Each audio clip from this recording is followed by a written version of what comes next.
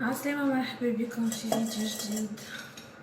نعرف طولت عليكم برشا باش عملت الفيديو هذا. على غالب مريت بظروف، كانت عندي شوية مشاغل. اليوم رجعت لكم فيديو تونسي. اليوم باش نعملوا فطاير تونسية معسلة. نبداو بالمقادير. انا هوني عندي 2 ساشيات خميرة فورية،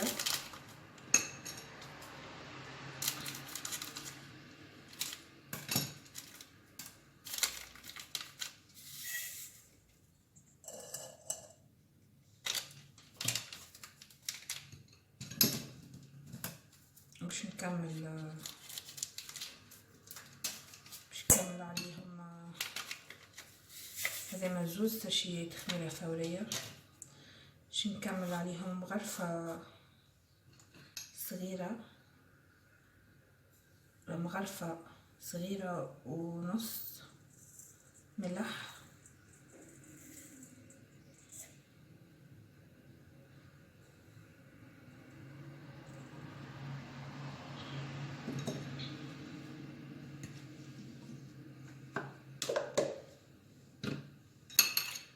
ومغرفة صغيرة سكر. نكملوا 4 مغرفة صغيرة سكر.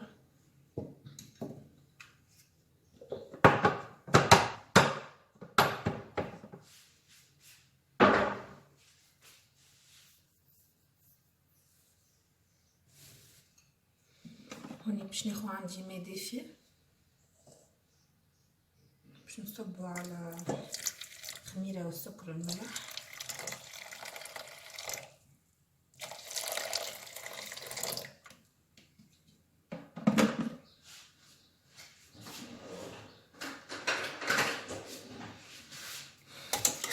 نخلطوهم.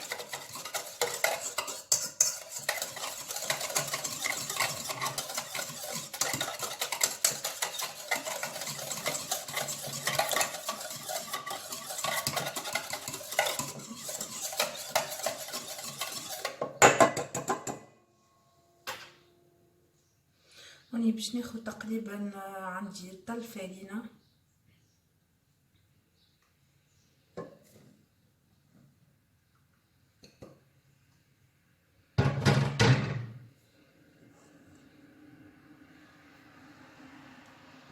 توا باش نبدا نعجن.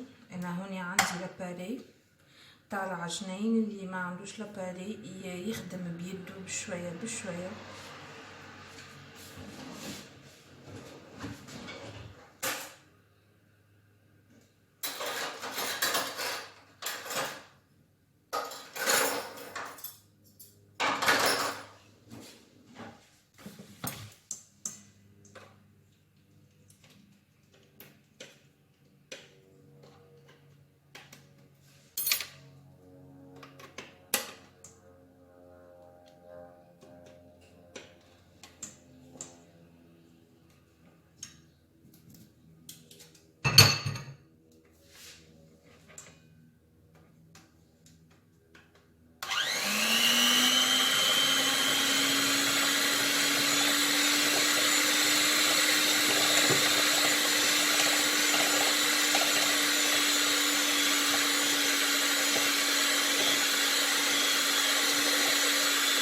انا هوني نكمل نعجن العجينه نتاعي ونرجع لكم. هنا هوني كملت عجنت العجينه نتاعنا. طب باش نخليوها ترتاح مده ساعتين 3 سوايع. مستحسن ديما نخليوها مده طويله ترتاح. من بعديك باش نحضروا الزيت متاعنا ونخليوه يسخن، ونبداو نوريكم الطريقه اللي تجيب بيها الفطاير المعسله متاعنا. وتوا نخليكم مع الفيديو. انا هوني حطيت نطيب في الفطاير متاعي، سخنت الزيت متاعي وحضرتهم وحطيت نقلي فيهم. هذه ثاني كعبة كما تشوفوا، هذه أول كعبة. تجي مهشاشة. هوني حضرت السكر متاعي، حطيت كيس ماء ونص كيس سكر ونص كعبة قارص وخليته يطيب.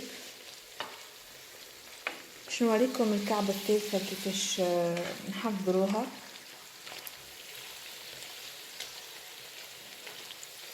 لازم تعطي الفطاير متاعنا اللون الذهبي.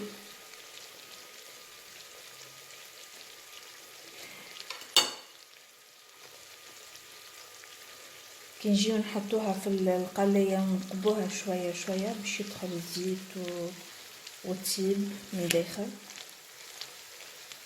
وما تخافوش كان تقطعت شوية في يدكم والا معناها من كثر الجبدان لازم تجبدوها. ان شاء الله باش نوريكم الطريقة توا. كانت قطعت شوية كيما هكا ولا حاجة ولا طعنت فيها نقبة عادي مش مشكل. انا نحي الكعبة متاعي هذه نتعداو الكعبتين اللي من بعد نوريكم الطريقة.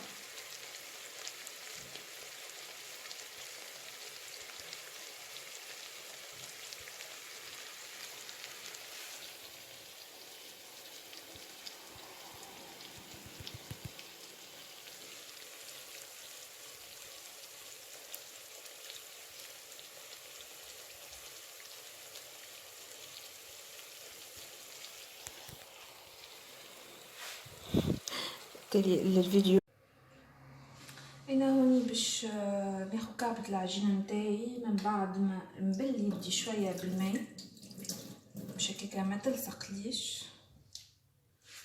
ناخذ العجينة نتاعنا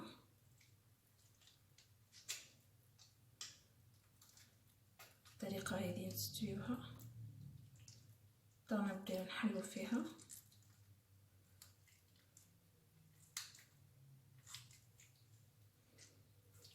الجنايب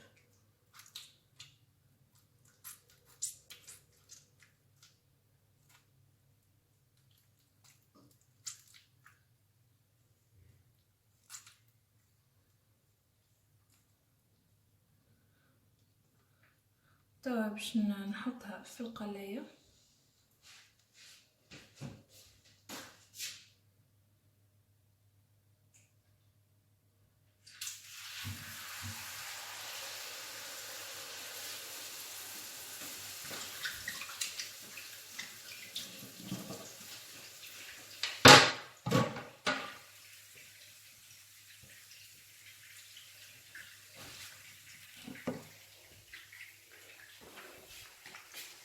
انا هوني باش نوريكم الكعبة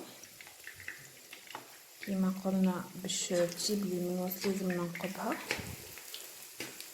تحبوا يعني الفطاير التونسية المشحرة مش كيما البنبالوني نخليوه يطلع باش ما تبقلنيش البارتي هذه بيضة.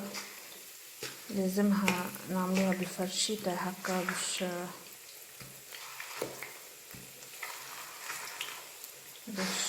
تطيب لنا.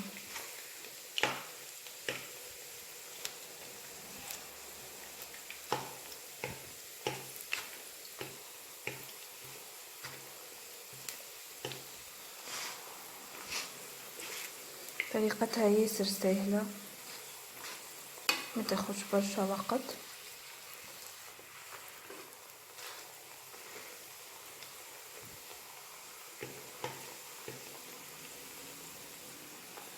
انا هوني نكمل كعبيتي ونحضرهم ونشحرهم ومن بعد ذيك نكمل الفيديو. الفطاير نتاعنا كانت حضرت كما قاعدين نشوفوا فيها في الفيديو. هوني شحرتها وزينتها بشويه فاكهه. بالنسبه لي ما عندوش فاكهه للتزيين مش لازم. هذه الفطاير نتاعنا جد بنينة كما قاعدين نشوفوا. بعد ما تحط لها الحشو تترى شوية.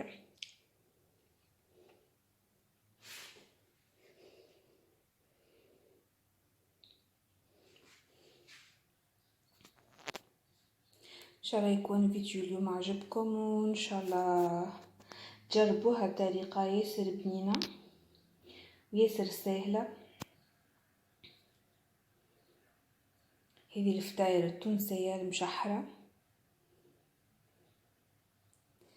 ما تنساوش باش تشتركوا في القناة وباش تعملوا لي لايك للفيديو وتخليوا لي تعليقاتكم، وان شاء الله نتقابلوا في فيديو جديد. والسلام عليكم ورحمة الله وبركاته.